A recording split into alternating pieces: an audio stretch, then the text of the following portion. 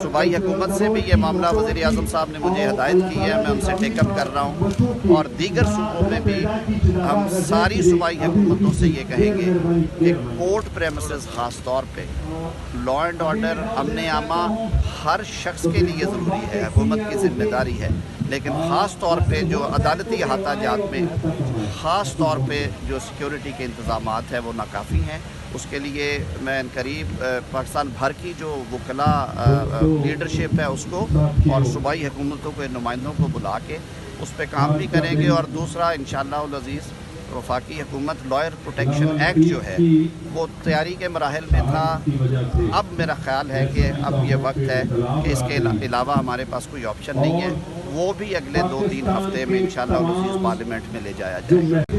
Sir क्या कहेंगे, अफसोसनाक वाक़या पेश है, आप यहाँ पे आ जाएं? ये बहुत अफसोसनाक बात है जी। मैं तो लतीफ़ लाला मेरे तो बड़े भाइयों की तरह थे और लतीफ़ लाला ज़ाहिर है एक ऐसा नुकसान है ये पूरे वतन के उन लोगों के लिए जो मुल्क में आइन और कानून की जमहूरियत की बालादस्ती और हुक्मरानी चाहते हैं। बड़ा अफसोसनाक वाक़या है और ख़ास तौर पे बार रूम के अंदर इस तरह का जो अंदोनाक वाक़या पेश आना है वो एक बहुत बड़ा सवालिया निशान है अमन व अमान की सूरत हाल पे।